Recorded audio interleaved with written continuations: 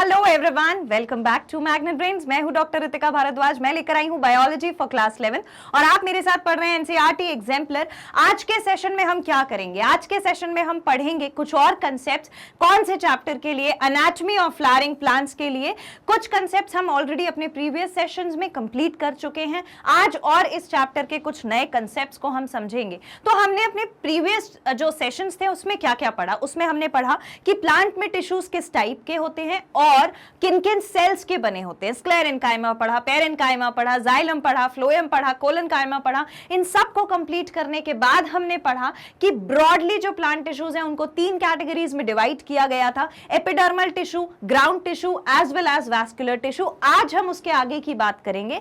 आज हम पढ़ने वाले हैं कि जो हमारे डाइकॉट प्लांट्स होते हैं और मोनोकॉट प्लांट्स होते हैं, या डाइकॉट यानी कि 2 कॉटिलेडन वाले प्लांट और मोनोकॉट यानी कि सिंगल कॉटिलेडन वाले प्लांट, इन दोनों प्लांट्स के स्टेम, रूट और लीफ में क्या क्या डिफरेंसेस होते हैं with regards to their tissues. इस बारे में आज हम बात करेंगे। लेकिन एक छोटी सी न्यूज आपके लिए ये है कि मैग्नेट ब्रेन्स पर किंडरगार्टन से क्लास 12 तक के सभी स्टूडेंट्स के लिए सीबीएसई एनसीईआरटी की जो बुक्स हैं, अदर फेमस राइटर्स की जो बुक्स हैं, उनका कंटेंट हिंदी मीडियम में, इंग्लिश मीडियम में as well as competitive exams जैसे कि ओलंपियाड या फिर एनटीएससी, इन सब के लिए बिल्कुल फ्री ऑफ कॉस्ट अवेलेबल है। आपको कुछ चैप्टर्स के वीडियोस पढ़ने के बाद भी कोई फीस नहीं देनी है। आप अपने सब्जेक्ट की पढ़ाई कर सकते हैं बहुत आराम से with the quality content and best teachers. इसी बात के साथ हम अपना आज का सेशन स्टार्ट करते हैं।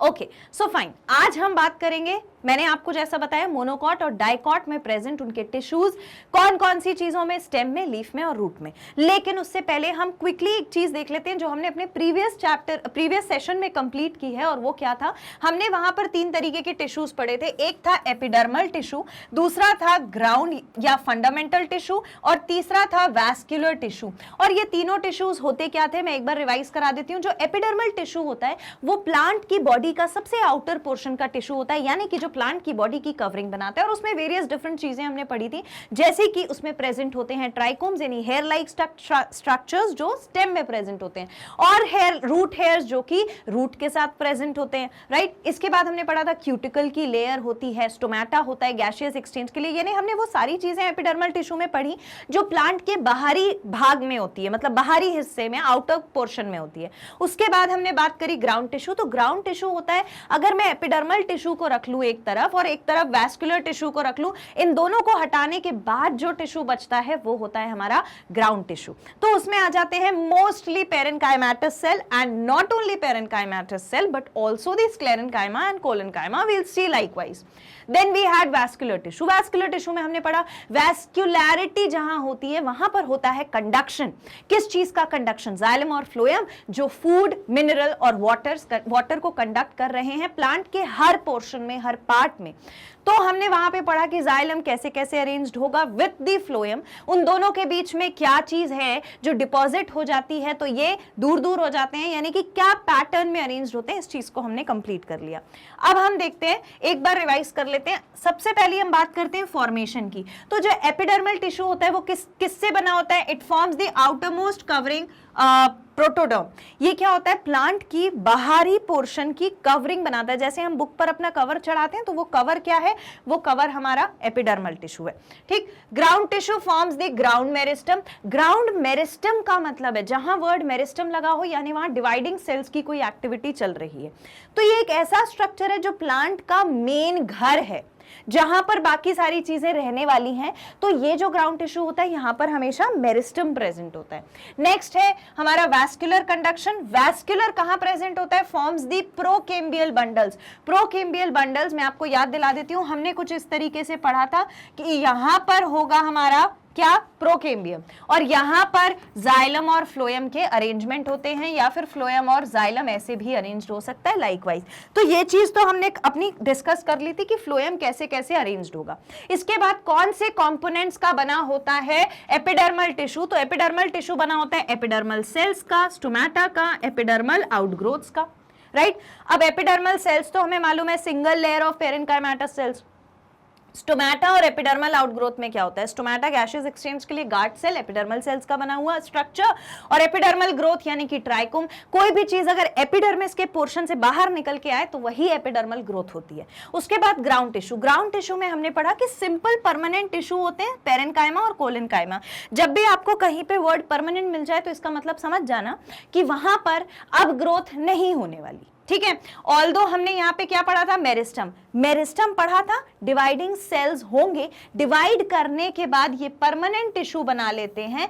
परमानेंट टिश्यू वो टिश्यू होता है जिसके पास कोई स्पेसिफिक फंक्शन हो कि भाई आज से तुम्हारा यही काम है, तुमको यही काम करना है, तो अगर वैसा कुछ है तो वो होता है परमानेंट टिश्यू। और collenchyma, parenchyma, dividing cells, meristem इनको बना देता है। उसके बाद अगर हम कंपोनेंट्स देखें वैस्कुलर में तो उसमें होता है जाइलम और फ्लोएम। ये मैंने अभी आपको बताया था कि जब हमने क्या क्या पढ़ा, जब मैं ये बता रही थी।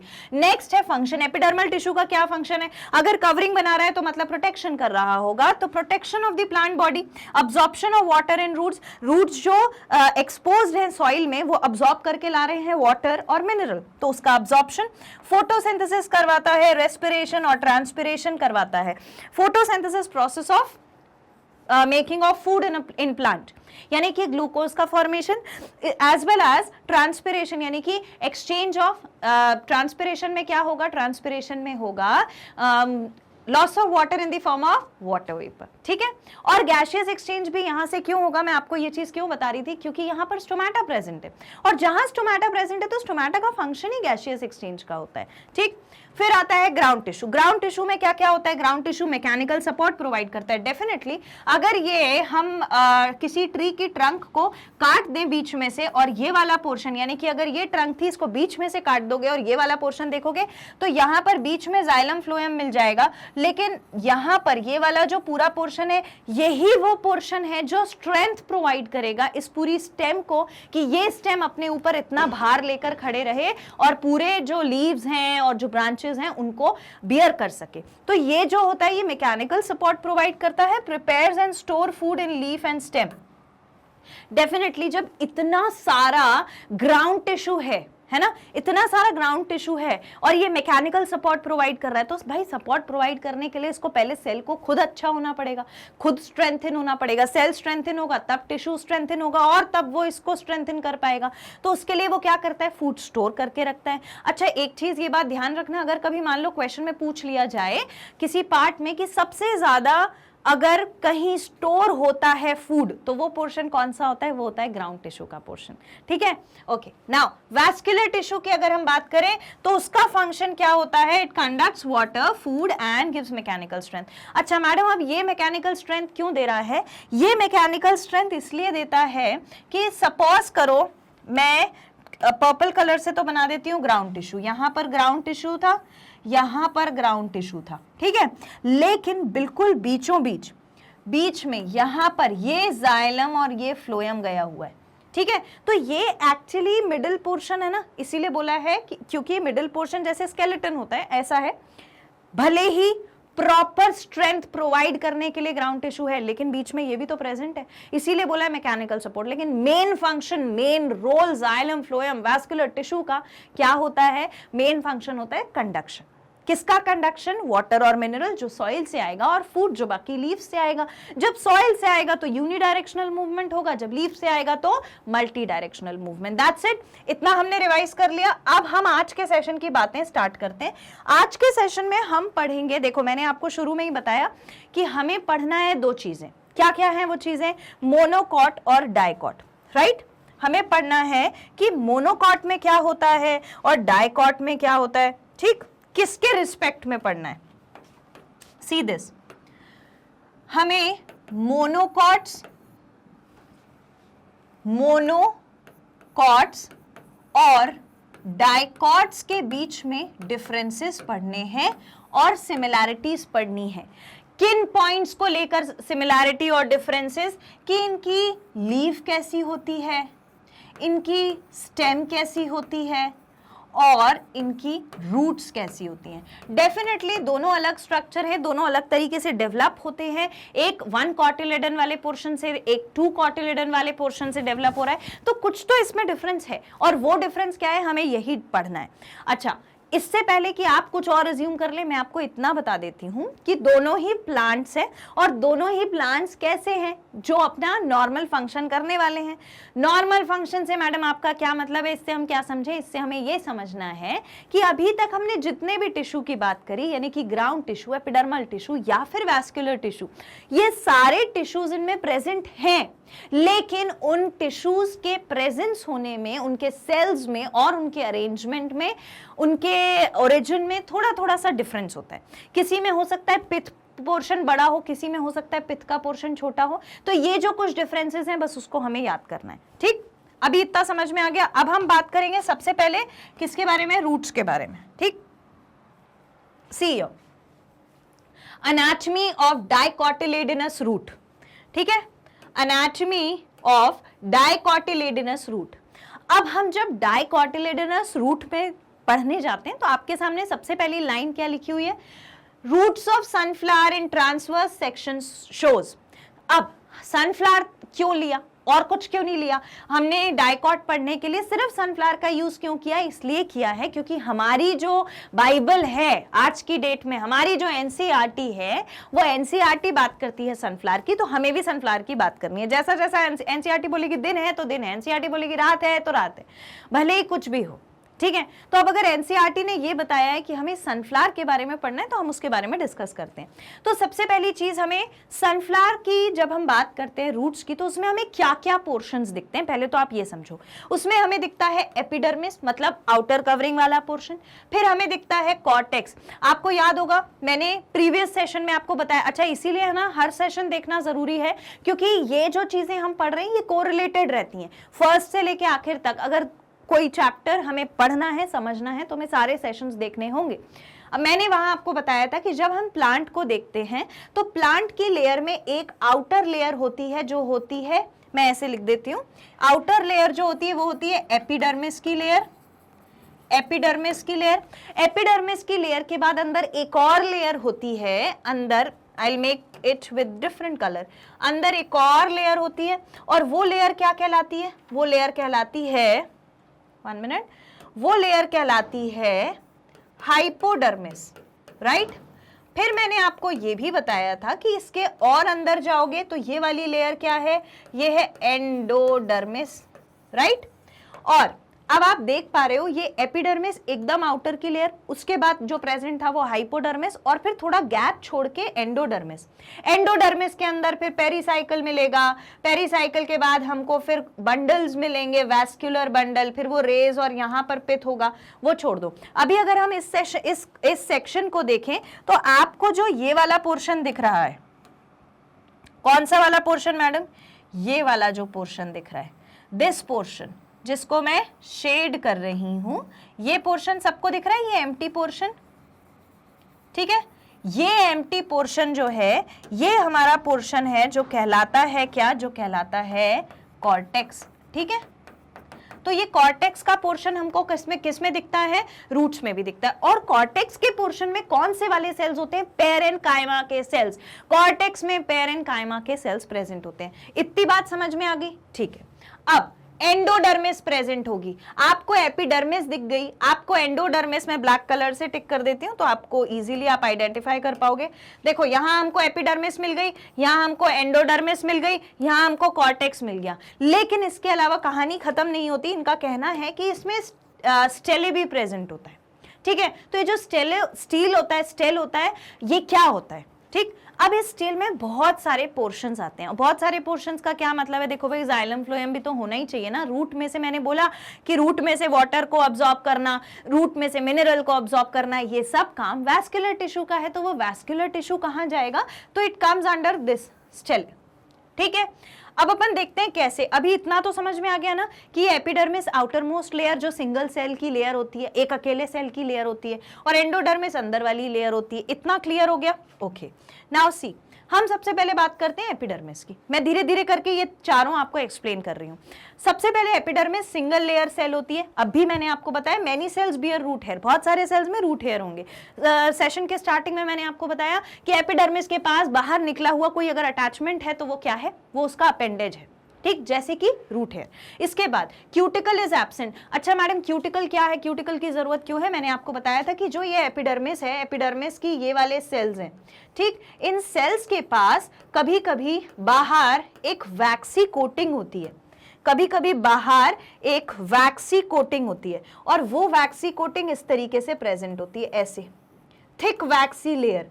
और ये थिक वैक्सी लेयर का मतलब क्या है? एक्चुअली में हम इसको बोलते हैं क्यूटिकल। क्यूटिकल होती है वैक्स की बनी होती है ना, तो ये वाटर को रूट या स्टेम जहां पे भी लीफ पे प्रेजेंट होगी वहां से बाहर नहीं जाने देगी। अगर पानी के ऊपर आप वैक्स बिछा दोगे तो पानी इवेपोरेट हो पाएगा? नहीं हो पाएगा, तो इसीलिए प्रेजेंट होती है। लेकिन रूट में इसकी कोई जरूरत नहीं। क्यों जरूरत नहीं? वहां से तो ट्रांसपिरेशन नहीं होने वाला है ना, वहां तो अब्जॉर्प्शन होने वाला है, इसलिए क्यूटिकल हमने बोला एब्सेंट। नेक्स्ट है cortex is made of several layers of parenchymatous cell. अभी मैंने आपको ड्रॉ करके बताया था कि कॉर्टेक्स में बहुत सारे पेरेन्काइमा के सेल्स होते हैं। इतनी कहानी क्लियर? नेक्स्ट है एंडोडर्मिस। मैंने आपको अभी डायग्राम बना के बताया था। अच्छा हम ऐसा करते हैं कि हम यहां पर एक डायग्राम बना ही लेते हैं ताकि हमें कोई बार बार समझने में प्रॉब्लम नहीं होगी, ठीक है? तो सबसे पहली लेयर जो हम बनाएंगे वो हम किसकी बनाएंगे? वो हम बनाएंगे हमारी फर्स्ट लेयर जो हमने अभी पढ़ी थी, ये वाली एपिडर्मिस की। क्योंकि पहले एपिडर्मिस होता है, एपिडर्मिस के अंदर एक कॉर्टेक्स वाला मटेरियल होता है, कॉर्टेक्स के सेल्स होते हैं, उसके अंदर एंडोडर्मिस होती है। तो हम ये तीन चीज सबसे पहले बना लेते हैं। आउटर लेयर जो हमें यहां दिख रही है वो है एपिडर्मिस। एपिडर्मिस के बाद यहां पर जो हमें सेल्स मिलेंगे, ये कौन से सेल्स हैं? ये क्या बनाएंगे और क्या कहलाएंगे? ये कहलाएंगे कॉर्टेक्स, ठीक है? कॉर्टेक्स। कॉर्टेक्स के बाद अंदर एक और लेयर होगी जो हमारी एंडोडर्मिस की लेयर कहलाएगी, ठीक? एंडोडर्मिस, यहां पे इसको हम मार्क कर लेते हैं, दिस इज एंडोडर्मिस। एंडोडर्मिस से आगे जब हम जाते हैं तो हमें पेरीसाइकिल मिलेगी। पेरीसाइकिल के बाद हमें वैस्कुलर बंडल मिलेगा। वैस्कुलर बंडल के अंदर हमें बीच में पिथ मिलेगा। पिथ से जो रेज निकल रही होंगी सेल की, जो टिश्यू का अरेंजमेंट होगा वो ऐसा होगा जैसे सन रेज होती हैं, वो कहलाती है मेडुलरी रेज। इतनी चीजें तो क्लियर है। तो हमने एंडोडर्मिस बनाने के बाद क्या बनाना है? एंडोडर्मिस बनाने के बाद हमें एक बनानी है पेरीसाइकिल की लेयर, ठीक? और इसे फिर मार्क कर लेते हैं इसी कलर से, that this layer is pericycle. This layer is pericycle. And what happens after this? अब यहां पर अरेंजमेंट होगा किस चीज का? जाइलम और फ्लोएम का। तो जाइलम और फ्लोएम कैसे अरेंज्ड होंगे? जाइलम सेंटर से चालू करेगा इस तरीके से, ऐसे सेंटर से चालू करेगा ऐसे, ठीक है? और कैसा कैसा शो करेगा? दो रेडियाई में प्रेजेंट होगा, यानी कि जब हम फ्लोएम बनाने जाएंगे तो फ्लोएम कुछ इस तरीके से यहां पर प्रेजेंट होगा। This portion is phloem, this portion is phloem, again this portion is phloem, ऐसा अरेंजमेंट होगा। तो जाइलम और फ्लोएम के बीच में आपको एक एरिया दिख रहा है, देखो यहां से लेकर के यहां तक का एरिया, यहां से लेकर के यहां तक का एरिया। यहां पर भी नॉर्मल सेल्स ही प्रेजेंट है, खाली जगह तो कुछ है नहीं। और पिथ का एरिया कहां पर होगा? पिथ एकदम सेंटर में यहां पे होगा, पिथ एकदम सेंटर में यहां पर। तो पिथ तो हम बाद में देखेंगे, पहले हम इतने पोर्शन की बात करते हैं। हमने एंडोडर्मिस तक समझ लिया था, एंडोडर्मिस एक बार रीड कर लेते हैं फिर अपन आगे बढ़ेंगे, ठीक है? देखो endodermis consist of single layer of cell, यानी जो हमने ये वाली लेयर बनाई है, कौन सी वाली? ये पर्पल वाली जो लेयर बनाई है जिसको हमने एंडोडर्मिस लिखा है, इसमें सिंगल लेयर ऑफ सेल्स हैं, एक ही लेयर है सेल्स की। और सेल्स के पास डिपोजिशन है स्यूब्रिन का, जो आगे जाके बनाएगी कैस्पेरियन स्ट्रिप। ये मैंने आपको थोड़ी देर पहले भी बताया था और मैंने लास्ट लेक्चर में भी बताया था जहां पर कीवर्ड समझाए थे। स्यूब्रिन का डिपोजिशन क्या करता है? अनवांटेड मटेरियल्स को अंदर आने नहीं देता। अगर सोचो, इमेजिन करो, हम बात कर रहे हैं ना कि रूट में है एंडोडर्मिस, एंडोडर्मिस में है कैस्पेरियन स्ट्रिप, यानी कि रूट में से एक्चुअल अब्जॉर्प्शन होना है वाटर का और मिनरल का। तो ऐसा भी तो हो सकता था कि सॉइल के अंदर से कोई अनवांटेड मटेरियल चला जाए। मैम अनवांटेड मटेरियल क्या हो सकता है? इमेजिन करो, अगर किसी एग्रीकल्चर फार्मलैंड के पास कोई इंडस्ट्री सिचुएटेड है, तो वहां से मान लो उस इंडस्ट्री में लेड का या मर्क्यूरी का काम हो रहा है, तो हो सकता था ना कि वो लेड या मर्क्यूरी वाटर के थ्रू इस फार्मलैंड में बहकर आ जाए, क्योंकि वेस्ट तो उससे रिमूव होगा ही होगा। और इन केस अगर ऐसा होता है, या कोई भी हार्मफुल सब्सटेंस, अगर ऐसा होता है कि कोई हार्मफुल सब्सटेंस वाटर के साथ मिक्स होके सॉइल में चला जाए फार्मलैंड के आसपास या किसी पेड़ पौधे के पास, तो क्या होगा?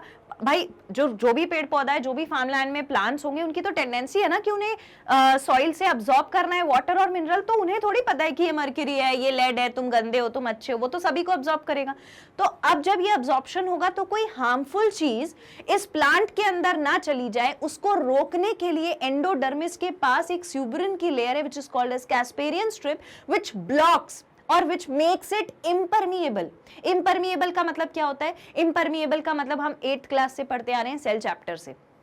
इम्परमिएबल का मतलब होता है कि कोई कोई वॉल्स ऐसी होती हैं जिससे कोई भी मटेरियल पास नहीं कर सकता, और अगर सल्यूट सॉल्वेंट जिसको हम पढ़ते थे, अगर वो पास नहीं हो पा रहा है तो इम्परमिएबल मेम्ब्रेन हो जाती है। तो ये मेम्ब्रेन को इम्परमिएबल बना देता है। यानी मान लो अगर रूट हेयर, देखो रूट हेयर में सबसे बाहर तो एपिडर्मिस ही होगी। अगर हम इमेजिन कर लें कि ये हमारा कोई रूट हेयर है, सपोज ये हमारा रूट हेयर है, वेट सी, ये हमारा रूट हेयर था, तो यहां पर सॉइल रही होगी, है ना। इमेजिन करो ये सॉइल में रूट हेयर है, तो रूट हेयर को जब हमने माइक्रोस्कोप से देखा तो हमको ये सारी लेयर दिख रही हैं। अब अगर कोई भी हार्मफुल सब्सटेंस अगर मान लो गलती से रूट में एंटर कर गया, तो वो ये जो पर्पल वाली लेयर आप देख रहे हो, एंडोडर्मिस की लेयर, इसके अंदर नहीं जा पाएगा। और अगर ये हार्मफुल सब्सटेंस इसके अंदर नहीं जाएगा तो इस एंडोडर्मिस ने एक मेम्ब्रेन बना दी ना, एक इम्परमिएबल मेम्ब्रेन बना दी जिसके अंदर हार्मफुल सब्सटेंस नहीं जा रहा। इसीलिए रूट में, एंडोडर्मिस में स्यूबरिन यानी कि कैस्पेरियन स्ट्रिप होना जरूरी है।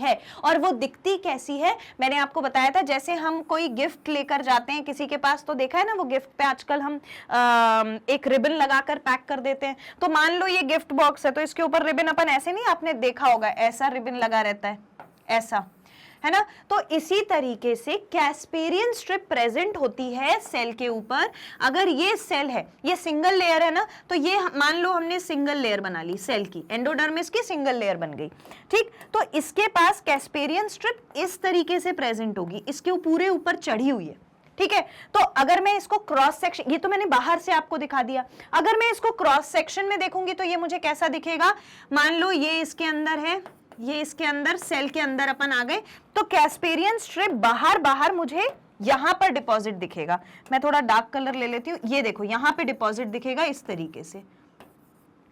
तो इसका मतलब यह है कि अगर किसी भी चीज को सेल के अंदर जाना है, मान लो रूट के अंदर जाना है, तो उसको यही वाला रास्ता अपनाना पड़ेगा, इस रास्ते से तो ब्लॉक हो जाएगा, ठीक है। हाँ, इस बात को ध्यान रखना, इसमें कोई गलती मत करना कि ये जो है ये इंटरसेल्यूलर स्पेसेस के बीच में, वैसे इंटरसेल्यूलर स्पेस इसमें है नहीं, लेकिन फिर भी सेल के बीच में से कोई चीज ना चली जाए, आउटर पोर्शन पे प्रोटेक्ट कर रहा है, इनर पोर्शन से जाने की टेंडेंसी हो सकती है, ठीक है, हो सकती है बोला है मैंने। वैसे ये इसको क्या कर देगा, ये इसको रिस्ट्रिक्ट करेगा, जाने नहीं देगा। तो अभी हम ये सारी चीजें हटा देते हैं, वापस से हम अपने माइक्रोस्कोपिक स्ट्रक्चर पे आ जाते हैं, जहां पर हम क्या पढ़ेंगे, माइक्रोस्कोपिक स्ट्रक्चर में क्या क्या प्रेजेंट है, ठीक है। 1 minute,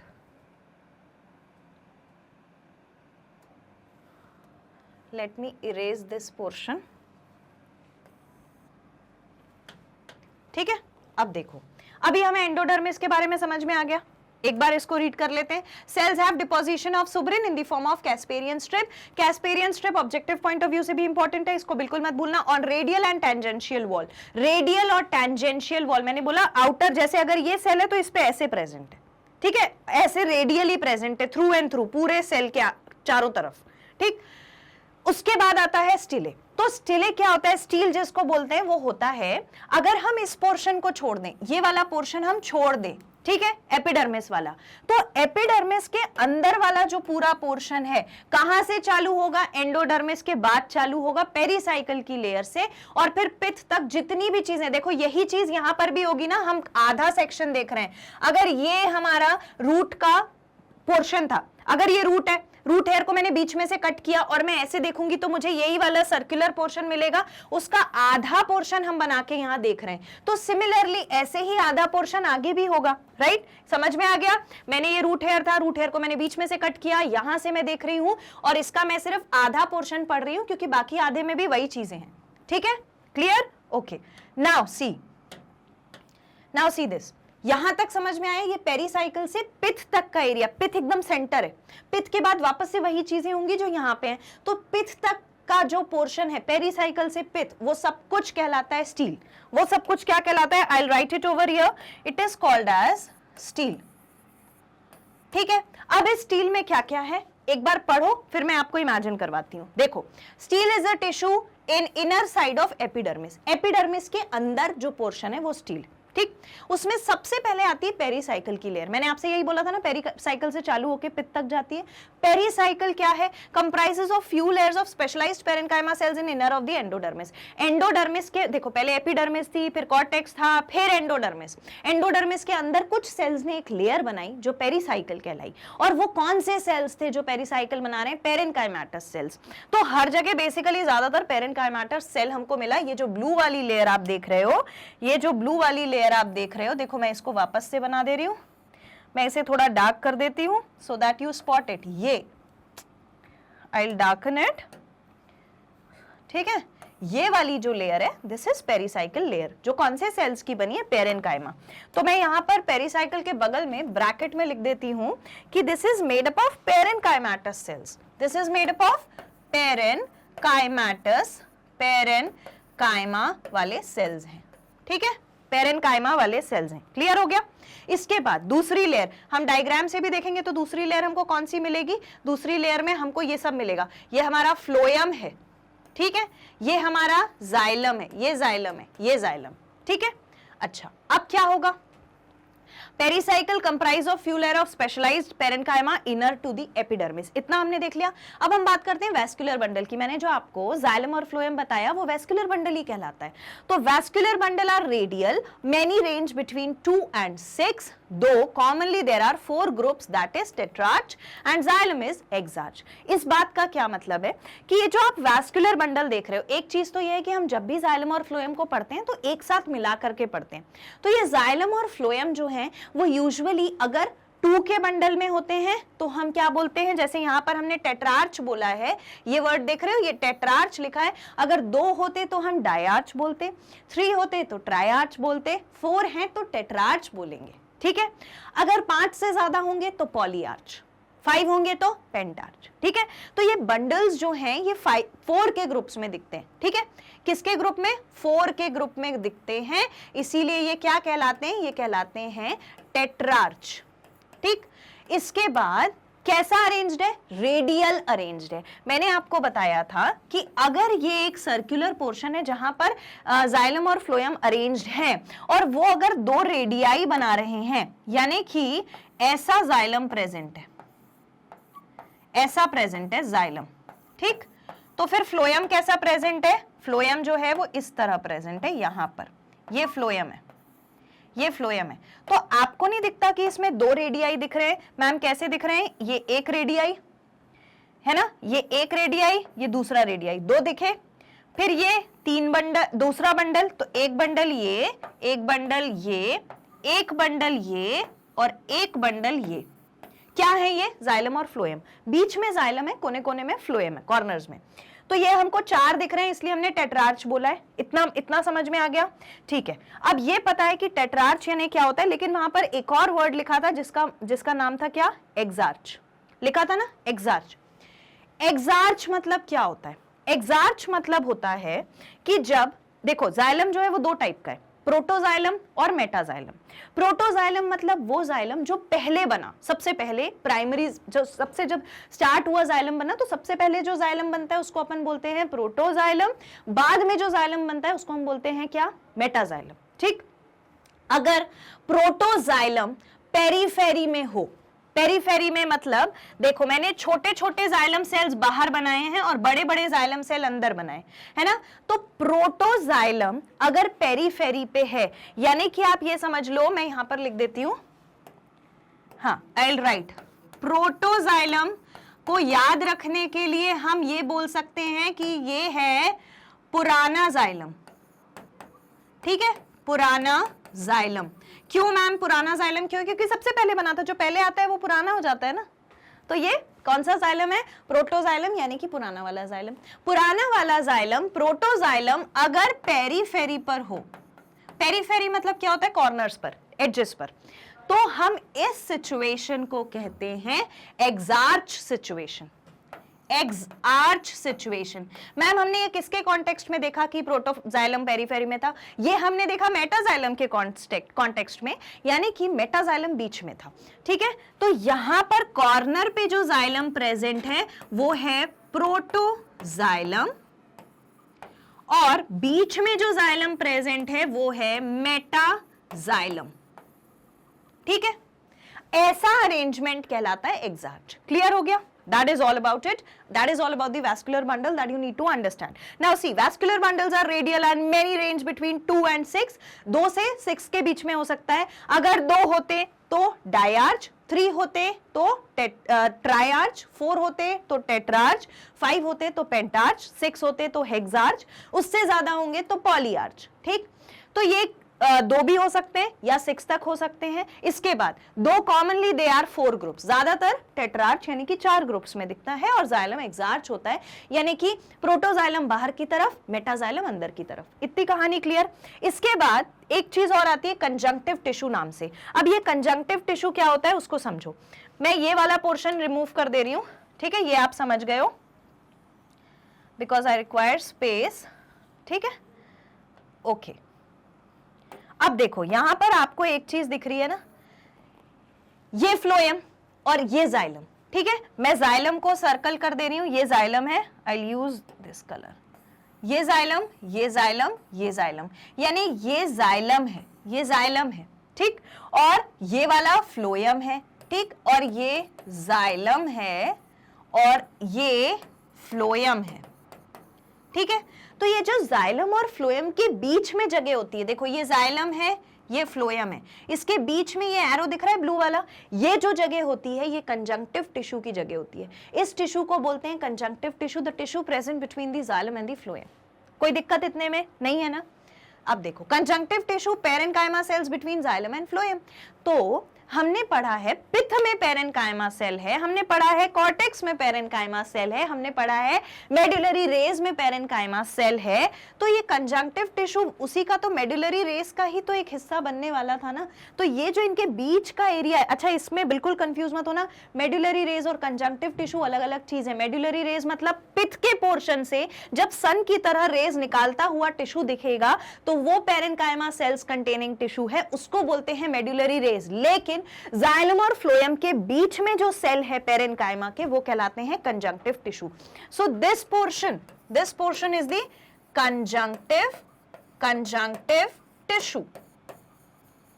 This portion is the conjunctive tissue. Okay, and then the another thing is pith. Pith is very small and made up of parenchyma cells. हर जगह parenchyma cells हैं। आपने अगर गौर किया हो तो पेरिसाइकल से लेकर के अंदर सब कुछ parenchyma ही है, except xylem and phloem. Those are the another tissues.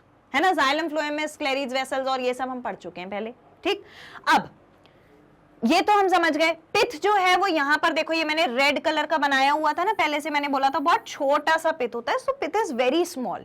ठीक, और पिथ स्मॉल क्यों है? और आपको क्या ये क्वेश्चन दिमाग में नहीं आता कि मैम फ्लोएम कम दिख रहा है और जाइलम ज्यादा दिख रहा है, ऐसा क्यों है?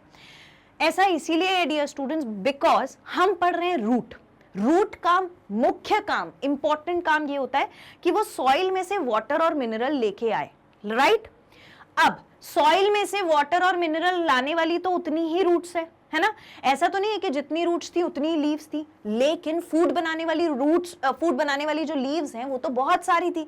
तो फूड तो सब जगह बन रहा था और नीचे जा रहा था, है ना? इसीलिए एक बार में चला जाता है। लेकिन बहुत सारा जाइलम इसलिए प्रेजेंट है because it is going to take up more and more water and mineral. ज्यादा से ज्यादा पानी और मिनरल ऊपर पहुंचाना है, और पानी ही नहीं होगा तो आगे कुछ काम ही नहीं चलेगा प्लांट में।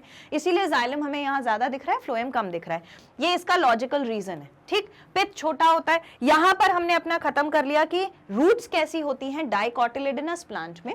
अब हम मूव करेंगे कि मोनोकॉट की रूट्स कैसी होती हैं, right? Okay, so now we'll talk about the anatomy of monocotyledonous root. जब हम मोनोकॉट की रूट पढ़ते हैं तो वो सबसे आसान होता है। पूरे चैप्टर में अगर कुछ इजी है तो वो है मोनोकॉट की रूट। मैम ऐसा क्यों है? सबसे पहली लाइन देखो क्या लिखी है, structure of epidermis, cortex, endodermis, pericycle of monocot root resemble exactly those of dicot. आधी चीजें रूट में डाइकॉट और मोनोकॉट में सिमिलर हैं। कौन कौन सी चीज? एपिडर्मिस, देखो एपिडर्मिस, ये बाहर वाली रेड वाली लेयर, एपिडर्मिस वैसी ही है। उसके बाद कॉर्टेक्स वैसा ही है, यानी कि आपको ये जो सेल्स दिख रहे हैं रेड वाले, ये वाले सेल्स जो दिख रहे हैं ये कॉर्टेक्स, ये भी वैसा का वैसा है। उसके बाद एंडोडर्मिस भी वैसी ही है। एंडोडर्मिस कौन सी है? ये जो पर्पल वाली लेयर दिख रही है ये भी बिल्कुल वैसी की वैसी है। उसके बाद पेरिसाइकिल भी वैसा ही है, यानी अगर हम ये ब्लू वाली लाइन देखें, है ना, तो ये वाला पोर्शन बिल्कुल वैसा ही है डाइकॉट और मोनोकॉट में। ठीक है, तो इसमें तो हमें कुछ एक्स्ट्रा एफर्ट नहीं लगाना है, अभी हमने समझा, डायग्राम भी हमारे सामने है। इसके बाद vascular bundle are radial and polyarch. अभी मैंने बताया था पॉलीआर्च का मतलब क्या होता है और रेडियल का मतलब क्या होता है। आपके सामने यहां डायग्राम है, यहां पर ये जो आप रेड वाला पोर्शन देख रहे हो, this red portion is xylem. ठीक है, ये जाइलम है ना, और इसके बीच में जो डार्क वाला पोर्शन दिख रहा है ये वाला, ये फ्लोएम है, ये फ्लोएम है। आपको नहीं लगता अगर मैं इसके रेडियाई बनाने जाऊंगी, अगर मैं इसके रेडियाई बनाने जाऊंगी तो मुझे कितने रेडियाई मिल सकते हैं? देखो 1 2 3 4 5 6 7 8, so I am going to have 8 radii. और अगर मेरे पास 6 से ज्यादा होते तो मैंने क्या बोला था? पॉलीआर्च। तो दिस इज पॉलीआर्च सिचुएशन। ठीक है, वैस्कुलर बंडल में रेडियल अरेंजमेंट मतलब 2 रेडियाई वाला अरेंजमेंट, जिसमें ये जाइलम, ये फ्लोएम, ये जाइलम, ये फ्लोएम, ऐसे 2 रेडियाई मिल रहे हो। ये दोनों 2 रेडियाई है ना सर्कल में। ठीक है, तो ये 2 रेडियाई में अगर बहुत सारे बंडल्स अरेंज्ड हो जाइलम और फ्लोएम के, तो वो कहलाएगा रेडियल और polyarch. Pith is large and well developed, it is composed of parenchyma cells. एक बहुत बड़ा डिफरेंस क्या है? पिथ का डिफरेंस है। मोनोकॉट के रूट में पिथ का पोर्शन बहुत बड़ा होता है। पिथ पोर्शन देखो आपको यहां डायग्राम में बहुत आसानी से दिख रहा है। ये पूरा पोर्शन अंदर का, पूरा पोर्शन जो है अंदर का, ये पिथ है। तो कितना बड़ा पिथ है? अगर हम इसको कंपेयर करने जाएंगे, अगर हम इसे कंपेयर करें यहां पे दिए गए डायग्राम से, ठीक है, यहां पे दिए गए डायग्राम से, तो ये देखो ये वाला जो है ये जाइलम है, ये जाइलम है, ये जाइलम है, ये जाइलम है। पिथ का पोर्शन कितना कम होगा? तो पिथ का बहुत बड़ा डिफरेंस है दोनों में। आधी चीजें वहां पर एक जैसी थी, ठीक है, आधी चीजें वहां पर एक जैसी थी। कौन कौन सी थी? हाँ, एपिडर्मिस, एपिडर्मिस के बाद कॉर्टेक्स, कॉर्टेक्स के बाद एंडोडर्मिस, एंडोडर्मिस तक जो चीजें थी, पेरिसाइकल तक, इनफैक्ट एंडोडर्मिस के अंदर पेरिसाइकल है, वहां तक सेम था। उसके बाद जाइलम फ्लोएम में कुछ डिफरेंस आया है, यहां पर जाइलम फ्लोएम बढ़ गए हैं और अरेंज हो गए हैं पेरीफेरी कॉर्नर की तरफ, बीच में पिथ बहुत बड़ा है। उसके बाद नो सेकेंडरी ग्रोथ, मैं आपको सेकेंडरी ग्रोथ समझा चुकी हूं। सेकेंडरी ग्रोथ का क्या मतलब होता है? बेसिक मतलब ये समझो कि एक सेल था, उसने डिवाइड किया, डिवाइड करके उसने 2 सेल्स बनाए। एक सेल को बोला तुम डिवीजन का काम करोगे, दूसरे सेल को बोला तुम एक कांस्टेंट फंक्शन करोगे। मतलब अब तुम्हें यही फंक्शन करना है जिंदगी भर की, मान लो फूड स्टोर करना है या फिर फूड बनाना है, तो यही फंक्शन करना है, इसके अलावा तुम्हारा कोई फंक्शन नहीं है। लेकिन अगर फिर से इस सेल में कुछ चेंजेस आ जाएं, कुछ डिफरेंशिएशन, डी डिफरेंशिएशन हो जाए, तो ये वापस से अपना क्या करने लगेगा? कुछ ग्रोथ शो करने लगेगा। तो अगर ऐसा होता है कि अपना फंक्शन छोड़ के कोई सेल ग्रोथ शो करने लगे और एक टिश्यू बना दे सेल बनाकर, तो वो कहलाता है सेकेंडरी ग्रोथ, और वो प्रोसेस इसमें देखा ही नहीं जाता है। ठीक, तो इसमें हमें सेकेंडरी ग्रोथ देखने को नहीं मिलेगी। That is all about the root of monocot. हमने क्या क्या पढ़ा? डाइकॉट और मोनोकॉट के रूट में बहुत सारी चीजें सिमिलर हैं, एपिडर्मिस से पेरिसाइकल तक। डिफरेंस होता है जाइलम और फ्लोएम के बंडल्स का, एक में 2 से 5 तक के बंडल होंगे, एक में 5 से ज्यादा बंडल होंगे, एक में पिथ छोटा होगा, एक में पिथ बहुत बड़ा होगा। बस सेकेंडरी ग्रोथ यहां नहीं मिलेगी, है ना? That's it. अब हम मूव ऑन करते हैं नेक्स्ट पोर्शन पे, that is the anatomy of dicotyledonous stem. अब हमने रूट का पोर्शन कंप्लीट कर लिया, अब हम जमीन पर आ गए हैं, सॉइल के ऊपर जो पोर्शन हमें दिख रहा है स्टेम, हम उसकी बात करेंगे।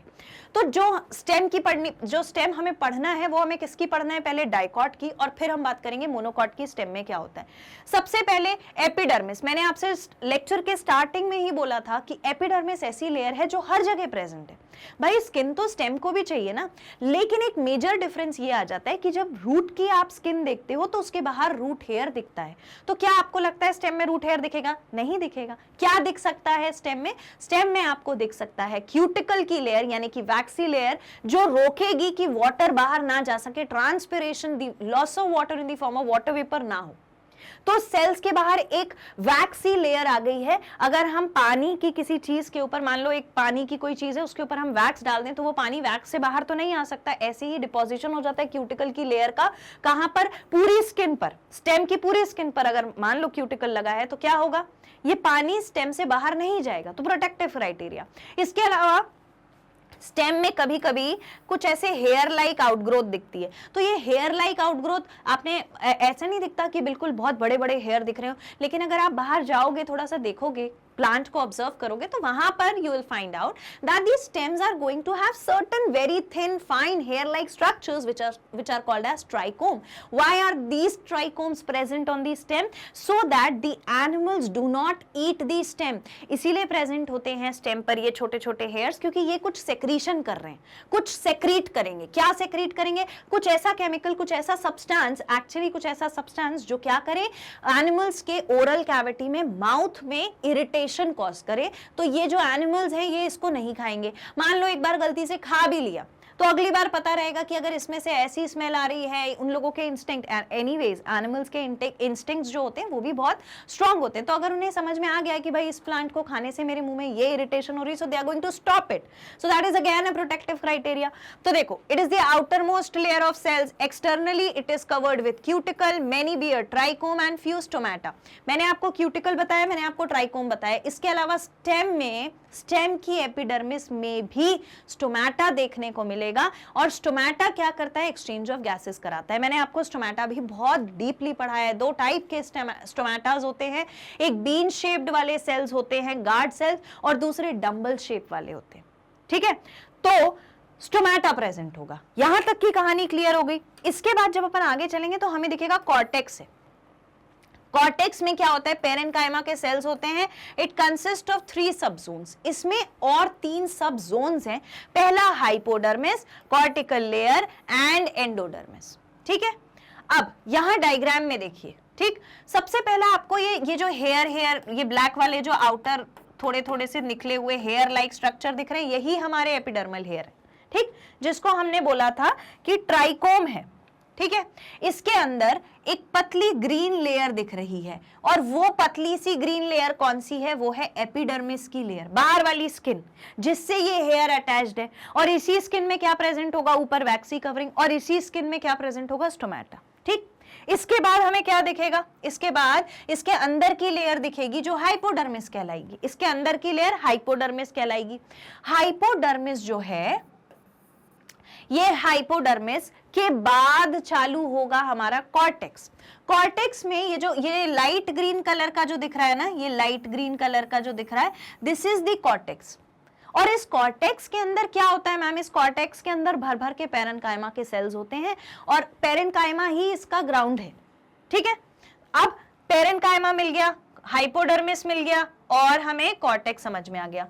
जैसे ही ये एपिडर्मल लेयर थी, एपिडर्मल पे ये हेयर लाइक स्ट्रक्चर बना देते हैं। एपिडर्मल के बाद उसके अंदर क्या है? उसके अंदर है हाइपोडर्मिस। हाइपोडर्मिस के बाद यहाँ पर सेल्स हैं पेरेन्काइमा के, जो क्या कहलाएंगे? कॉर्टेक्स। कॉर्टेक्स के अंदर हमें मिलेगी एंडोडर्मिस की लेयर। तो ये है हमारी एंडोडर्मिस। यहां तक तो याद ही हो गया होगा। अब मैंने इतनी बार ये ड्रॉ करके बना के बता दिया, यहां तक तो याद ही हो गया। अच्छा, अब ये मत बोलना कि मैम ऐसा ही कुछ तो हम रूट में भी पढ़ रहे थे, प्लांट तो वही है ना, डर्मिस तो वही रहेगी ना, चीजें तो उसे सारी वही चाहिए, लेकिन इसने अपने आप को रूट से मॉडिफाई किया है। आप देखो इसके एपिडर्मिस में जो प्रेजेंट है वो रूट में था क्या? ट्राइकोम और क्यूटिकल, स्टोमेटा नहीं था ना, तो यहाँ पर है, तो चेंज है। इसके बाद अंदर इसके क्या मिलेगा? Vascular bundle. अब आप देखो कितने वैस्कुलर बंडल हैं, 1 2 3 4 5 6 7 8 9 10 11, ऐसे बहुत सारे हमें वैस्कुलर बंडल मिल गए। और उसके बाद हम देख पा रहे हैं कि बहुत बड़ा पिथ का पोर्शन प्रेजेंट है। तो ये this is having a larger pith, सबसे बड़ा पिथ होता है। अब पिथ के बीच में से जो ये टिश्यू ऐसे ऐसे फ्लो करता हुआ दिख रहा है वैस्कुलर बंडल के बीच में, वो क्या है? वो हमारी मेडुलरी रेज है। ठीक, मेडुलरी रेज है, वैस्कुलर बंडल हो गया। तो ये अल्टीमेटली क्रॉस सेक्शन में ये चीजें, ये पार्ट्स प्रेजेंट होते हैं when we talk about the stem in a dicot plant. ठीक, तो हाइपोडर्मिस, कॉर्टिकल लेयर, एंडोडर्मिस, इतना तो हमें समझ में आ गया, देख लिया हमने डायग्राम में। Hypodermis consist of few layers of collenchyma cells just above the epidermis. तो हाइपोडर्मिस के पास इससे पहले अपन ने जब हाइपोडर्मिस पढ़ी थी तो बोला था पेरेन्काइमा सेल्स हैं, यहां पर कोलेनकाइमा सेल्स होंगे, ठीक है। कोलेनकाइमा सेल्स होते हैं। Cortical layer consist of parenchymatous cells with air spaces. अब हाइपोडर्मिस के अंदर जो जगह प्रेजेंट है वहां पर पेरेन्काइमा के सेल्स तो हैं, लेकिन उनके पास कुछ एयर स्पेसेस भी हैं, ठीक। तो ये हमें एक नया फीचर मिला कि इसके पास पेरेन्काइमा के सेल्स में air spaces, intercellular space present है, और उस इंटरसेल्यूलर स्पेस में क्या भरा हुआ है, एयर भरी हुई है। Endodermis is single layered and cells are rich in starch. और यहां पर जो एंडोडर्मिस होती है उसमें, उसके सेल्स में स्टार्च यानी कि फूड जो है वो स्टोर्ड रहता है, ठीक है। It is referred to as starch sheath. इतना सारा स्टार्च उसमें स्टोर्ड है उस हाइपोडर्मिस एंडोडर्मिस की लेयर में कि वो क्या कहलाता है, पूरी स्टार्च की शीट कहलाती है। उसके बाद जो स्टील होता है, स्टील कहां से होता है, अब अपन पेरीसाइकल से पिथ तक जाएंगे तो हमें स्टील मिलेगा। तो it consist of pericycle, medullary rays, vascular bundle and pith. मैंने बोला था ना कि पेरीसाइकल से पिथ तक जाएंगे, यानी आप यूं समझ लो, तो पहली लेयर हमें किसकी मिलेगी, एपिडर्मिस। एपिडर्मिस के बाद हमें मिलेगी हाइपोडर्मिस। हाइपोडर्मिस के बाद हमें पेरेन्काइमा के सेल्स की लेयर मिलेगी जो कॉर्टिकल लेयर कहलाएगी। कॉर्टिकल लेयर के अंदर कौन सी लेयर होगी, एंडोडर्मिस, और एंडोडर्मिस के अंदर होगी पेरीसाइकल की लेयर, और पेरीसाइकल के बाद होगा वैस्कुलर बंडल जो कि बहुत सारा प्रेजेंट होगा इस तरीके से, और यहां पर बहुत बड़ा सा पिथ का पोर्शन होगा। पिथ के पोर्शन से फिर मेड्यूलरी रेज निकलेंगी। अच्छा, मेडुलरी रेज कैसे निकलेंगी, ये देखो, ये बीच में अगर ये सन होता तो इसकी सन की रेज ऐसे जाती है ना, तो इसी को हमने बोला है मेडुलरी रेज, क्योंकि ये पिथ है बीच का पोर्शन, और वहां से फिर कुछ सेल्स की लेयर्स हर पेरेन्काइमा हर जाइलम और फ्लोएम वाले बंडल के बीच में ऐसे फैली हुई है। तो टिश्यू जो है वो ऐसे रेस के फॉर्म में फैला है, तो वो होगा मेडुलरी रेस। तो पिथ का पोर्शन हमें दिख गया बड़ा सा, और ये है हमारा अरेंजमेंट वैस्कुलर बंडल का। ये सारी चीजें हमने देखी, ठीक है। तो स्टील में हमने ये सारी चीज पढ़ ली कि क्या क्या प्रेजेंट होता है। उसके बाद pericycle occurs inner to the endodermis above the phloem of vascular bundle in form of semilunar patches। इसको समझने के लिए वापस से इस डायग्राम को देखो, हाँ, वापस से इस डायग्राम को देखो जो मैंने अभी आपके लिए बनाया था। I will erase this portion, ठीक है। इस पोर्शन को देखो, यहां पर क्या लिखा है, pericycle occurs in inner of the endodermis. मैंने बोला था ये एंडोडर्मिस की लेयर है, ये एंडोडर्मिस की लेयर है, और एंडोडर्मिस की लेयर के अंदर वाली लेयर, ये जो आप देख पा रहे हो, ये वाली जो लेयर देख पा रहे हो ना, ये एंडोडर्मिस के अंदर ही तो है, इसी को पेरीसाइकल बोला है। इसमें कैसे सेल्स हैं, pericycle occurs in inner layer above the phloem of vascular bundle in the form of semilunar, hence referred to as bundle cap composed of sclerenchyma. इस पेरीसाइकल की विशेषता क्या है, इस पेरीसाइकल का इंपॉर्टेंस क्या है कि ये जो पेरीसाइकल की लेयर है इसमें कौन से सेल्स प्रेजेंट हैं, इसमें स्क्लेरेन्काइमा प्रेजेंट है, स्क्लेरेन्काइमा के सेल्स प्रेजेंट है, ठीक। तो स्क्लेरेन्काइमा ने पेरीसाइकल बनाया। पेरीसाइकल कहां प्रेजेंट है, एंडोडर्मिस के अंदर, और ये जो हमारे वैस्कुलर बंडल्स हैं इसके बाहर, यही तो लिखा है ना। और पैचेस उसके प्रेजेंट होंगे, पैचेस देखने को मिलेंगे, तो उसे हम बोलेंगे सेमील्यूनर पैचेस। सेमील्यूनर क्या होता है, ऐसे आधे आधे पैचेस देखने को मिलेंगे, ठीक। तो ये बोल दिया हमें पेरीसाइकल के बारे में। अब हम बात करेंगे vascular bundles are characteristically arranged in the form of ring. Radial arrangement और रिंग के अरेंजमेंट में डिफरेंस होता है, और वो डिफरेंस क्या होता है, रेडियल अरेंजमेंट में जो आप देखोगे, एक मिनट, रेडियल अरेंजमेंट में जब आप देखोगे तो ये यहां पर देखो एकदम कॉर्नर्स पे प्रेजेंट है। I'll use different color. If you see this diagram, यहाँ कॉर्नर पे वैस्कुलर बंडल प्रेजेंट है रेडियली, गोलाई में, ठीक है, सॉरी रिंग में, रिंग की तरह। लेकिन रेडियल क्या होता, रेडियल होता अगर ऐसा एक सर्कल हो और रेडियल में दो रेडियाई बनते थे, याद है, ऐसे दो रेडियाई बनते थे। लेकिन ये कैसा प्रेजेंट है, रिंग के फॉर्म में। रेडियल और रिंग के अरेंजमेंट में डिफरेंस होता है। अगर आपसे देखो स्कूल में अगर पूछा जाएगा तो आप सारी चीजें लिखोगे तो उसमें आपको कोई कंफ्यूजन नहीं होने वाला, लेकिन अगर आपसे कॉम्पिटिटिव एग्जाम में रेडियल या रिंग पूछा हो तो उसमें कंफ्यूज होने की कोई गुंजाइश नहीं है, इसे अच्छे से समझ लेना। रेडियल पेरिफेरी का कॉर्नर का अरेंजमेंट जो है वो कैसा होना चाहिए, रिंग जैसा, और रेडियल होता तो क्या होता, दो रेडियाई में प्रेजेंट होता, एक बार जाइलम फिर फ्लोएम, जाइलम फिर फ्लोएम, तो रेडियाई बना के प्रेजेंट होता, लेकिन रिंग में पेरिफेरी में हर जगह प्रेजेंट है। ठीक है, okay, so that is about the vascular bundle. उसके बाद each vascular bundle is conjoint and open with intrafascicular cambium। अब ये इंट्राफेसिकुलर कैम्बियम क्या होता है, हालांकि मैं इसको आपको आगे पढ़ाऊंगी जब मैं सेकेंडरी ग्रोथ पढ़ाऊंगी, लेकिन अभी आप इसको समझ लीजिए।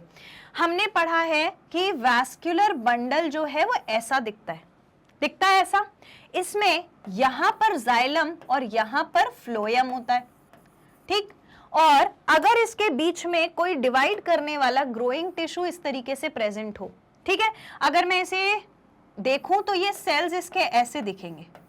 ये पर्पल से मैंने जितने भी सेल बनाए हैं वो है मेरे डिवाइडिंग सेल्स। डिवाइडिंग सेल्स क्या करेंगे, नए सेल्स बना के कुछ फ्लोएम को देते जाएंगे, कुछ जाइलम को देते जाएंगे, और यही है हमारा क्या, कैम्बियम, यही है कैम्बियम।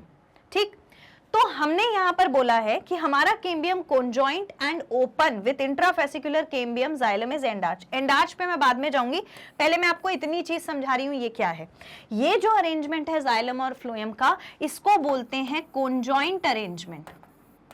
क्या बोलते हैं, कॉन्जॉइंट अरेंजमेंट। ठीक है, this is the conjoint arrangement, और क्योंकि इसके बीच में कैम्बियम प्रेजेंट है to separate the xylem and the phloem tissue, तो इसे हम बोलते हैं दिस इज ओपन कॉन्जॉइंट। तो फिर क्लोज्ड कैसा होता, क्लोज्ड होता जब ये ऐसा वैस्कुलर बंडल होता, यहां पर फ्लोएम होता, यहां जाइलम होता, और एज टू एज फ्लोएम और जाइलम के सेल्स जो हैं वो मिले हुए रहते, बीच में उनको डिवाइड करने वाला कुछ नहीं होता, तो हम बोलते हैं कि ये क्लोज्ड कॉन्जॉइंट है। ठीक, इसको अभी भूल जाओ, ये मैंने डिफरेंस बताने के लिए बताया है, इस पे ध्यान दो। ठीक, ऐसा दिखता है वैस्कुलर बंडल जहां पर इंट्राफेसिकुलर कैम्बियम प्रेजेंट है। जाइलम और फ्लोएम के बीच में जो कैम्बियम प्रेजेंट है उसको हमने बोला intrafascicular cambium. Now we come to the endarch system. ये जो जाइलम एंडार्च है, इसका क्या मतलब है, इसका मतलब है कि प्रोटोजाइलम सेंटर में प्रेजेंट होगा। प्रोटोजाइलम वो जाइलम जो सबसे पहले बना था, which is the primary xylem, and metaxylem is the xylem formed later. तो जो पहले जाइलम बना था, which is the primary xylem, which is called as the protoxylem, is present in the centre, और उसके बाहर के एरिया में क्या प्रेजेंट होगा, पेरिफेरी की तरफ, कॉर्नर की तरफ क्या प्रेजेंट होगा, मेटाजाइलम, जो बाद में बना था। ठीक है, तो ये मतलब है हमारे एंडार्च का। यहां पर देखो ये एंडार्च सिचुएशन समझाई है, जहां पर बीच में प्रेजेंट होगा प्रोटोजाइलम, ठीक है, और बाहर प्रेजेंट होगा मेटाजाइलम। तो मेटाजाइलम की पोजीशन इस तरफ होगी, पर प्रोटोजाइलम की पोजीशन इस तरफ होगी, सेंटर की तरफ। बाहर की तरफ जो जाइलम है वो मेटाजाइलम। ठीक, this is all about the vascular bundle, vascular tissue. इसके बाद अब हम बात करेंगे मेडुलरी रेज की। मेडुलरी रेज मैंने बताया था, पित्त के पोर्शन से अगर कोई रेज निकलती हुई जैसा स्ट्रक्चर दिखे, कोई वहां पर सनरेज नहीं है लेकिन हमें वैसा स्ट्रक्चर दिख रहा है, बीच का जो टिश्यू है वो डिवाइड हुआ है इस तरीके से रेज के पैटर्न में, which is called as medullary rays. Few layers of radially placed parenchyma in between the vascular bundle. Vascular bundle के बीच में ऐसे रेडियल अरेंजमेंट दिख रहा है। ठीक, देखो यहां पर भी दिख रहा है, ये रेडियल अरेंजमेंट है, this is the radial arrangement. इसके बीच में ये पर्पल वाला पोर्शन जो गया है, दिस पोर्शन, ये मेडुलरी रेज का अरेंजमेंट है टिश्यू का। ठीक है, pith is composed of parenchyma cell, और ये जो बड़ा सा पित्त है, यहां पर कौन से सेल्स प्रेजेंट है, पेरेन्काइमा के सेल्स प्रेजेंट है। This is all about the medullary rays and पित्त। ठीक, यहां पर एक बहुत क्लासिक डायग्राम है, एपिडर्मल हेयर दिख रहे हैं क्योंकि हम स्टेम पर पढ़ रहे हैं। उसके बाद हमें क्यूटिकल दिखा, वैक्सी लेयर जो वाटर को प्रिवेंट करेगी from moving out. Then we have epidermis the outer layer. उसके बाद कोलेनकाइमा के सेल्स की लेयर दिखेगी। कोलेनकाइमा के सेल्स के बाद हमको क्या दिख सकता है, क्लोरेनकाइमा, क्योंकि कभी कभी ये चीज इंपॉर्टेंट है क्योंकि एक्सेप्शनल है, कभी कभी स्टेम में भी जरूरत पड़ जाती है फोटोसिंथेसिस करने की। तो जब स्टेम में फोटोसिंथेसिस होता होगा तो डेफिनेटली क्लोरोफिल प्रेजेंट होता होगा, है ना, क्लोरोप्लास्ट, क्लोरोफिल, तो वो क्या कहलाएगा, कोलन कायमा। ठीक, उन सेल्स के पास जिनके पास क्लोरोप्लास्ट प्रेजेंट है to perform the photosynthesis. Photosynthesis stem को भी करनी पड़ती है जब फूड कम पड़ जाता है या leaves properly sufficient amount of food नहीं बना पाती, तो स्टेम में होता है। तो स्टेम में क्लोरोफिल प्रेजेंट है जो सनलाइट को ट्रैप करेगा, वाटर आ ही रहा है जाइलम फ्लोएम से, जो अरेंज वो हो जाएगा, गैसियस एक्सचेंज हो जाएगा, कार्बन डाइऑक्साइड मिल जाएगी, फोटोसिंथेसिस हो जाएगा, ग्लूकोज बन जाएगा, फूड बन जाएगा प्लांट का। ठीक, उसके बाद क्लोरेन कायमा के बाद पेरेन कायमा के सेल्स की लेयर दिखेगी, फिर हम आ गए एंडोडर्मिस। एंडोडर्मिस के बाद हमें क्या मिलता है, एंडोडर्मिस के बाद हमें पेरिसाइकिल मिलता है, पेरिसाइकिल के बाद हमें क्या मिलता है, वैस्कुलर बंडल, वैस्कुलर बंडल के बाद मेडुलरी रेस दिखती है, बीच में पित्त का पोर्शन दिखता है। तो ये बंडल कैप, फ्लोएम, फ्लोएम कैसा था, ओपन और कॉन्जॉइंट। ओपन और कॉन्जॉइंट का मतलब फ्लोएम बाहर की तरफ दिख रहा था, जाइलम अंदर की तरफ दिख रहा था, और ये येलो येलो जो बीच में दिख रहा है, this is the cambium, the dividing capacity वाले सेल्स। उसके बाद जाइलम जो है वो कैसा अरेंजमेंट है, एंडार्च अरेंजमेंट है, ठीक है, सॉरी हाँ एंडार्च अरेंजमेंट है। एंडार्च अरेंजमेंट का क्या मतलब है, एंडार्च अरेंजमेंट का मतलब है प्रोटोजाइलम सेंटर में, यानी यहां पर इस तरफ होगा प्रोटोजाइलम, यहां होगा क्या, यहां पर होगा मेटाजाइलम बाहर की तरफ। ठीक, तो वो हो गया जाइलम का अरेंजमेंट। ये पित्त का पोर्शन दिख रहा है, this is the enlarged cross section. ठीक, क्लियर हो गया, इतनी चीजें समझ में आ गई। अब हम बात करेंगे एनाटॉमी ऑफ मोनोकोटिलेडोनस स्टेम की। अभी तक हमने जितनी भी बात करी वो डाइकोटिलेडोनस स्टेम की थी। मोनोकोटिलेडोनस स्टेम में हमें क्या क्या मिलता है, epidermis is single layer and trichomes are absent, cuticle is present on its outer surface. बहुत बड़ा डिफरेंस हम जो यहाँ पर देख पा रहे हैं वो क्या है कि ट्राइकोम जिसे हम कहते हैं कि बहुत जरूरी है ताकि एनिमल ग्रेजिंग ना करे, ठीक है, ट्राइकोम जो बहुत जरूरी है ताकि एनिमल ग्रेजिंग ना करे, वो डाइकॉट में तो था लेकिन मोनोकॉट में नहीं है। यूजुअली मोनोकॉट की जो लीव्स होती हैं वो बहुत बड़ी बड़ी एनलार्ज्ड होती हैं, ठीक है, ग्रेजिंग का खतरा वहां पे थोड़ा कम रहता है, इसीलिए वहां पे ट्राइकोम्स यानी कि hair like structure present on the stem absent है।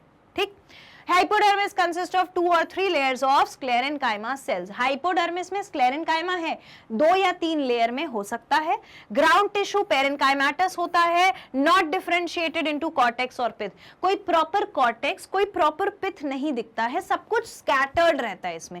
अगर आपको पहचानना है, अगर आपको 2 स्टेम के क्रॉस सेक्शन के डायग्राम दिए हों, ये की फैक्टर है, इसे ध्यान से आंख नाक कान सब खोल कर सुनना। अगर आपके सामने 2 डायग्राम्स हैं which belong to the stem, one of the monocot, one of the dicot and you have the cross section of it, तो वहां पर आइडेंटिफाई करने के लिए सबसे बेस्ट क्राइटेरिया क्या है कि जो डाइकॉट और मोनोकॉट के अंदर अरेंजमेंट होता है वैस्कुलर बंडल्स का, पिथ का, मेडुलरी रेस का, वो बहुत अलग दिखता है। अगर आप मोनोकोटिलेडोनस स्टेम देखोगे तो वहां पे आपको सब कुछ स्कैटर्ड दिखेगा, लेकिन जब आप डाइकॉट को देखोगे तो डाइकॉट में आपको सब कुछ अरेंज्ड दिखेगा।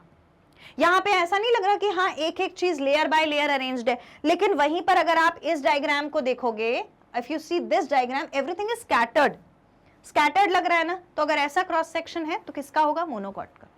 ठीक, तो ग्राउंड टिश्यू जो है वो पेरेनकाइमेटस है, कोई डिफरेंशिएशन नहीं है कॉर्टेक्स में और पिथ में। कॉर्टेक्स कौन सा एरिया होता है, कॉर्टेक्स होता है जब हम एपिडर्मिस को क्रॉस करके हाइपोडर्मिस में आते हैं। हाइपोडर्मिस और हमारी एंडोडर्मिस के बीच में जो एरिया होता है वो कॉर्टेक्स होता है, वो नहीं है।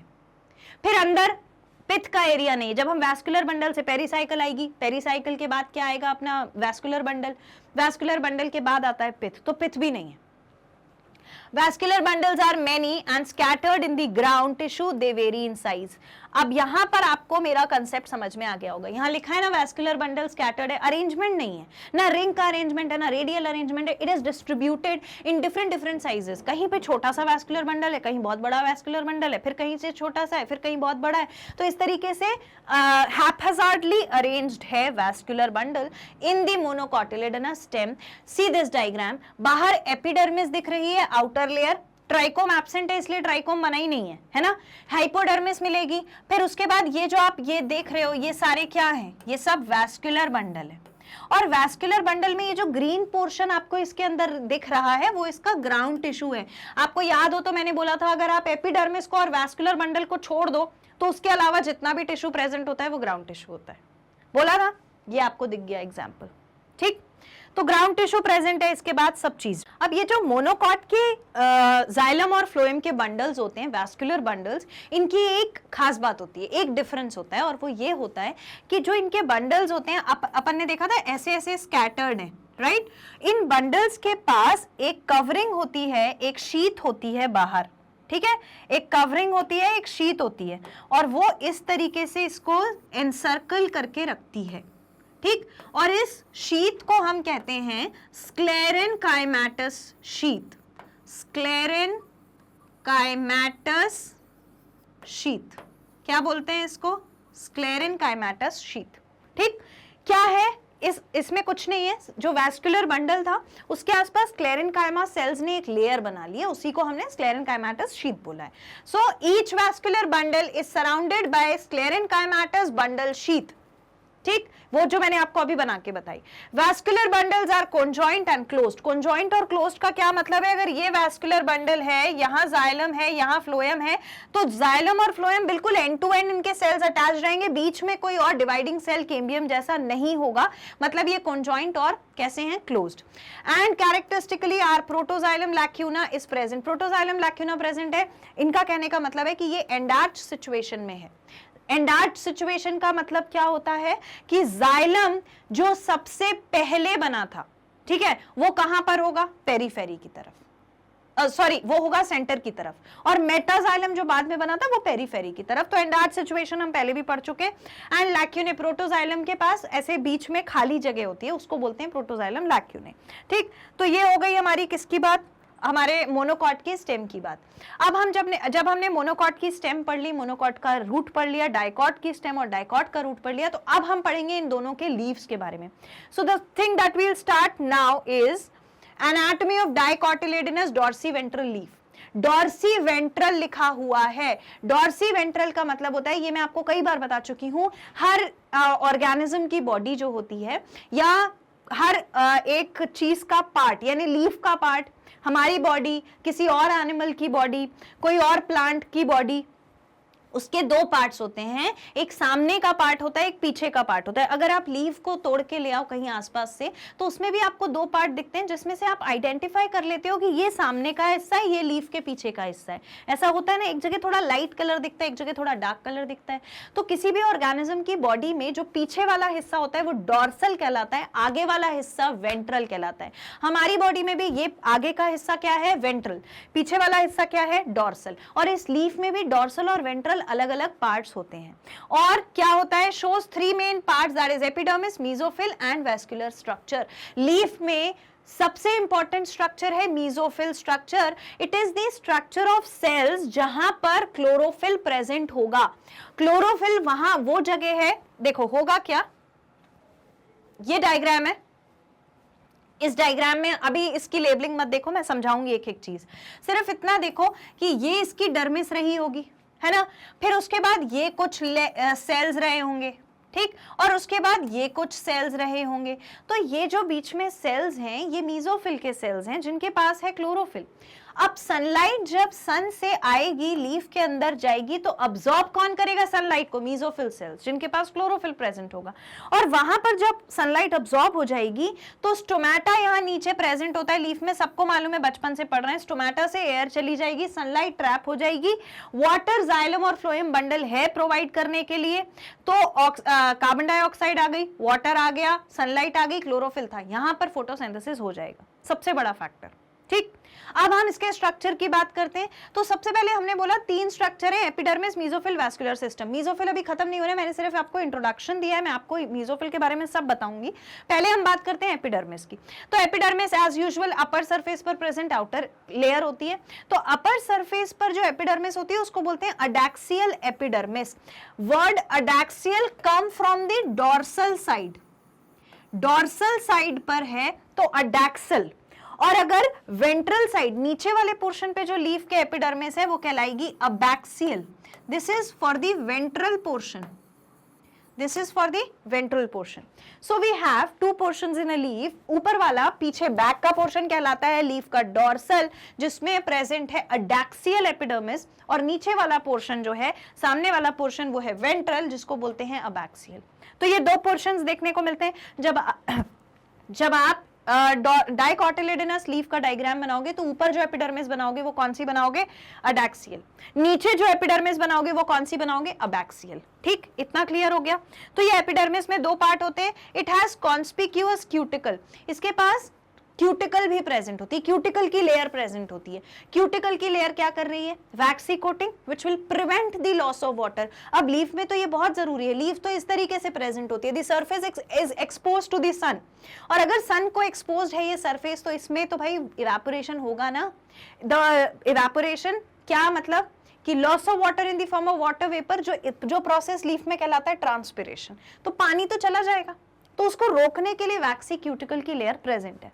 Generally abaxial stomata, sometimes adaxial is present. Usually नीचे वाले पोर्शन में स्टोमेटा होता है। जब क्लास 10th में साइट ऑफ फोटोसिंथेसिस पढ़ने के लिए डायग्राम बनाया था लीफ के स्ट्रक्चर का, तो उसमें भी नीचे की तरफ ही स्टोमेटा बनाया था। यानी आपने किस पोर्शन पे बनाया था? अबैक्सियल पोर्शन पे बनाया था। तो यूजुअली जो स्टोमेटा होता है गैसियस एक्सचेंज के लिए वो लीफ के नीचे वाले पोर्शन में होता है। अपर वाले पोर्शन में बहुत कम ऐसा होता है कि स्टोमेटा प्रेजेंट हो सकता है, पर बहुत कम चांसेस हैं। ठीक, फिर एपिडर्मिस के बाद अब हम बात करते हैं मीजोफिल लेयर की। मीजोफिल लेयर जो है, these are enclosed by two tissue epidermal layer is called mesophyll. It consist of palisade, elongated cells parallelly arranged and spongy parenchyma, oval और round cells loosely arranged। दो type की palisade layer देखने को मिलती है। And what are those two types? वो देखो, palisade layer दो टाइप की होती है। एक होती है जिसमें आपको कैसे सेल्स मिलते हैं?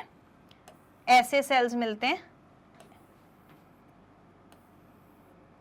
ऐसे, ठीक है, एक दूसरे के पैरेलली अरेंज्ड। और एक लेयर होती है जहां पर आपको कैसे सेल्स मिलते हैं?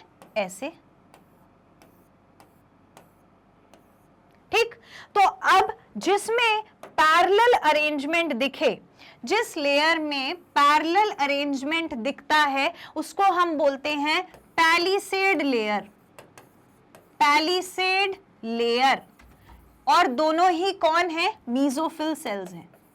Both are mesophyll cells. ठीक, पैलिसेड लेयर में पैरेलल अरेंजमेंट होता है सेल्स का। ठीक, उसके बाद ये वाली लेयर को अगर आप देखो तो इसमें मीजोफिल सेल्स कौन से हैं? ये है, ये है, ये है, ये है, एक ये है और एक ये है। लेकिन आपको दिख रहा है कि इसके बीच में कुछ इंटरसेल्यूलर स्पेस प्रेजेंट है। ये इंटरसेल्यूलर स्पेस प्रेजेंट है बीच में। तो यहां पर क्या रखा हुआ है? यहां पर कुछ नहीं है, यहां पर सिर्फ एयर स्पेसेस हैं। इन सेल्स के बीच में एयर स्पेसेस दिख रही हैं, यहां पर एयर स्पेसेस नहीं दिख रही हैं। यहां पर सेल्स एक दूसरे से पैरेलल अरेंज्ड है, यहां पे हैप्पैज़ार्डली अरेंज्ड है, जिसमें एयर स्पेस प्रेजेंट है। तो हम इसको बोलते हैं स्पॉन्जी लेयर। और दोनों में ही, चाहे स्पॉन्जी लेयर हो चाहे पैलिसेड लेयर हो, दोनों में मीजोफिल सेल्स ही प्रेजेंट है। This is what happens in the leaf. Now see this. अब इसको फिर से स्टेटमेंट को देखो। Tissue enclosed bye these two epidermal layer, दो एपिडर्मल लेयर, एक अडैक्सियल एक अबैक्सियल। इनके बीच में जो टिश्यू है इज कॉल्ड मीजोफिल, उसको मीजोफिल बोलते हैं। It consist of palisade layer. Palisade layer कौन सी वाली? ये वाली, पैरेलली अरेंज्ड वाली। What happens in this? elongated cells parallelly arranged and spongy parenchyma। ठीक, oval और round cells loosely arranged। ये oval और round cells loosely arranged, these are parallelly arranged। Palisade और स्पॉन्जी लेयर मिल गई। ठीक, डायग्राम देखिए। Diagram में ये जो लॉन्ग सेल्स दिख रहे हैं, these are palisade mesophil, and then we have these cells, ये भी mesophil हैं, these are spongy mesophil। ठीक, उसके बाद नीचे प्रेजेंट होगा स्टोमेटा और वैस्कुलर बंडल। तो वैस्कुलर बंडल कैसा होता है? It is in the veins and midribs. हमने पढ़ा था कि अभी हम देखो क्या डिस्कस कर रहे हैं, हम डाइकॉट की लीफ डिस्कस कर रहे हैं। हमने रेटिकुलेट वेनेशन पढ़ा था कि यानी अगर ये लीफ है और लीफ में ये मिडरिब है तो इसके पास इस तरीके से वेन्स और फिर छोटे छोटे वेनलेट्स अरेंज्ड होंगे।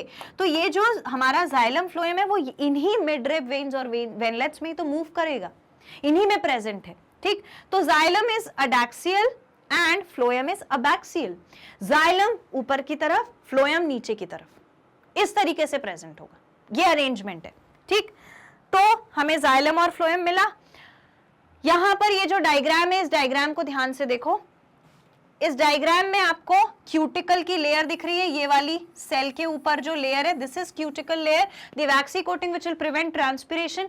फिर अपर एपिडर्मिस दिख रही है, फिर उसके बाद ये लॉन्ग सेल्स दिख रहे हैं parallelly arranged which are the palisade layer, and then we have spongy. यहाँ पर एयर स्पेस है, ये स्पॉन्जी मेसोफिल के सेल्स हैं, तो स्पॉन्जी सेल्स हैं। उसके बाद लोअर एपिडर्मिस, और लोअर एपिडर्मिस में ये कभी मत भूलना कि स्टोमेटा भी प्रेजेंट होता है यहीं पर।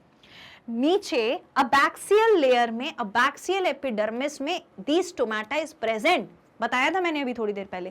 पर कभी कभी हो सकता है कि अडैक्सियल में भी प्रेजेंट हो, most of the time abaxial में प्रेजेंट होगा।